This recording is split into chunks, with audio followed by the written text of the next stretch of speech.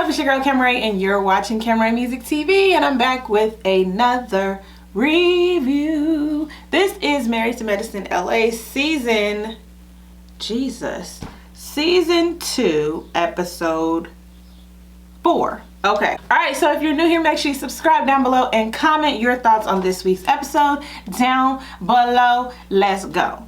Alright, so Kendra is showing us, her reason, her motivation, her inspiration, why she works in South Central, what she does, why she does. She's really about, providing health care for women of color, for black women, for black people, mostly black women, because she's an OBGYN. But because there's a lack of healthcare insurance and a lack of availability and affordability for the good medication, the proper medication within our community, then she feels like this is my way of giving back. She wants to eventually provide medication, healthcare, all these things for free of charge for this community, right? So we see that this is very uplifting, this is very upstanding, it's very endearing. And so we see a different side of Kendra, and I'm like, okay, I'm starting to like Kendra. I did not like how she just had her stomach fully out, but I'm starting to like her, right? So Shanique and Jasmine, they're shopping for costumes. Shanique is hosting this haunted hayride this episode, so that's what all the ladies are getting ready for. It is Halloween. Hobart is in the mask, last episode and this episode. And so I'm just like, I seen on Black Twitter, I'm like, did Hobart already know about coronavirus beforehand? Because he was social distancing at the bar. He had his mask on. Kendra ends up getting sick. But yeah, I was like, okay. But anyway, Jasmine and Shanique are shopping for costumes. Shanique is looking for something to cover the legs because she's going to be sitting on hay, while Jasmine is looking for something to show her body. And this might be old-fashioned of me, but I'm like, aren't you like a whole married woman and you trying to be out here showing skin? Y'all gonna be outside. It's not super warm in California, especially all by the water and the hills and all that, during October. So whatever. Okay. So Britton is dealing with her daughter Ivy, who has this attitude lately. I think that Ivy has this attitude, we kind of see because she's had to move from Florida, from everything she knows, probably everyone who she loves. But I kind of wonder too, with them being a military household, isn't she used to moving, or were they settled and she was finally getting used to things? I mean, she's got to be 10 or 11 maybe. And so maybe they did all their moving when she was too young, and so this last Florida move, she was finally getting friends and getting roots and missing things. And so now, she's just kind of upset. So she's giving Britton all this attitude, and her and her husband are talking. He has businesses in Orlando and Detroit, and it's they knew when they moved to the West Coast, he was gonna have to be traveling back to take care of things. So they're definitely a travel type couple. They're fine operating as it's just single dad, or it's just single mom, or we're just looking at mom on FaceTime, we're just looking at dad on FaceTime. That's their whole family dynamic, and it seems to work for them. I really love their dynamic. They don't seem to be shaken by any of the things. They always seem like they're on one accord, and even if there's a disagreement, they come back together. But I'm gonna need Britton to get her son, what's his name, Miney, your husband who's about to leave town, who you're used to being away from, has to sleep in a guest room because your son want to sleep with you. At some point you have to say no, mommy and daddy gonna sleep in here, and you gotta go in your room. Or maybe once a week we have a big slumber party thing, we build a fort, you do this. You can't. No. And you can tell Britton baby's Miney because that is her youngest, and she probably she misses them. She hasn't been there. But I'm you willing to have all this going on with you and Mac because of that? All right.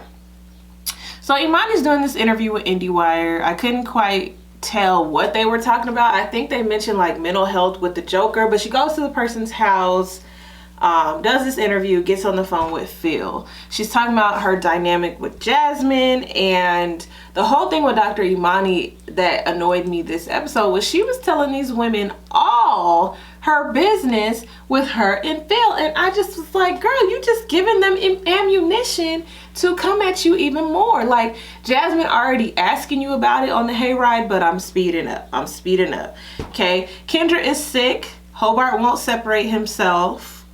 This is a cute little dynamic, but they end up talking about, you know, her needing to take more of a break. It's been 4 or 5 months since the baby was born. She's part-time working. She's trying to get back to full-time, and her husband's trying to convince her to take like another month or 2 off, and feels like she's doing a little too much.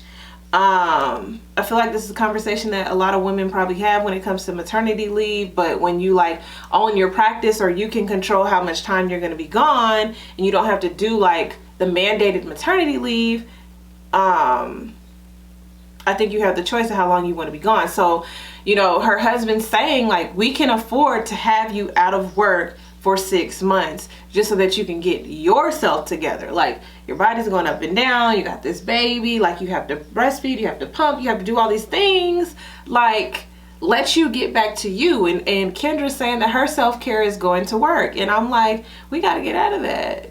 That's not self-care. I mean, she is of two of the most, how do I phrase this? She is Black and Asian, which are the two races that truly believe in like work. No Rihanna, right? It's no, I mean, that's even a thing in like the Hispanic culture. Like, you work and you work and you work and you work, and like, self-care, what's that? So now that we're getting to it, she's probably raised on that. She's probably raised on, you know, watching parents just work. And so her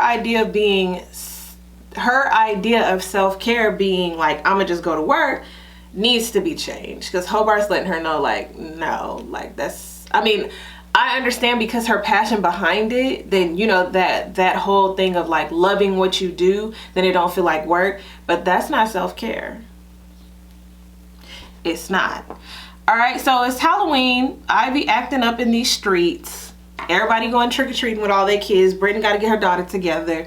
Robert is tripping about this candy. I'm like, Shanique, why you didn't check this candy though? Like, for real. Y'all got to check candy when you go trick-or-treating.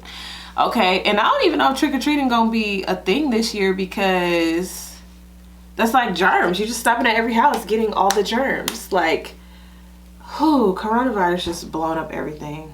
All right, so we got Imani is this Wakanda warrior princess. Leah is choosing to be petty and dress it like in her Loadmaster type flight suit, to kind of mimic Kendra's whole thing, the whole reason why they're having all these problems. Jasmine is a sexy devil, half naked. Britain and her husband look like they're like Dia de los Muertos, like with the painted faces from like Coco. Robert is Jason, you know, the scary dude with the sweater. I think Shanique was a witch. I don't really know what she, well, I didn't see it pointed out a broom. Like, I don't know what she was. Who am I leaving out? I think that's it. Yeah. There's this Dr. Courtney. She's just always around. Maybe they're shopping her for the next season. She happens to be around a lot, but she don't say a whole lot. Like, Leah is very vocal. Very, very vocal. Okay, so they're going on this this hayride. Imani brings Leah as her +1. Her new name is Miss Imani. And I'm just like, y'all are really paying to get scared. Like, we see them go through this haunted hayride. It's funny enough, whatever. And they get to this bar and they're eating afterwards. Leah and Kendra kind of going back. Oh, Kendra and Hobart are dressed as salt and pepper, like the actual condiments or actual seasonings. But yeah, they get to this bar and they're going back and forth. Leah and Kendra, or Leah and Shanique, and we find out that Shanique laughed at it. Laughed at the whole comment and said like she really didn't look good. It wasn't really a good outfit, and I laughed because it was funny. So it's just like, okay, but you're the messy one because you tried to make it seem like I had did something to be nasty towards this woman, but you were like in agreement. So just because I said it, you put me on the spot, but you had the same reaction as me and the same thoughts. So all of that was out of line. So for Shanique to be acting like, you know, I'm really just trying to be mature. I'm like, are you being mature? Like, are you like, what? What are we doing? What are we doing? Dr. Imani shares that Phil and her forgot it was their anniversary. I'm like, is she off the alcohol? Because Jasmine is sitting there soaking it up like a sponge and clearly gonna use it for ammunition. So I'm like, why are you telling these women like you and your husband forgot your anniversary? He been gone 3 months. When he ain't even there, or when he's not there, you don't even notice that he's not there, because when he is there, y'all barely be around each other. You go to sleep when he's getting home, or like, why would you do that when you know these women? I think she's just like too real. Like, because she's so secure in her relationship, which I'm hoping this is what it is, she's just like, I don't mind sharing all these things to show that like we're not perfect, but it don't make me know never mind, because like I know that we're good. But I don't know, I feel like that was ammunition that you're letting them know. Because even like the whole thing about singers, I'm like, most singers don't just walk around seducing people that they with because you sing. Because if you're a performer, that's all you do is sing all the time. Like, you might hum to yourself, do little runs and stuff, but you don't just be out here performing 100% of your day. So it's so funny to me. Y'all know I sing. It's so funny to me that people who don't sing always be like, if I could sing, you would never be able to shut me up. I would be singing all the time, everywhere, all the time. It's just like, no, you wouldn't. No, you wouldn't. Trust me, you wouldn't. All right, but anyway, that's this week's episode. Y'all let me know what you thought about it down below. Just a real quick little thing. I want this to have a little bit more substance in it. It feels like we're scraping.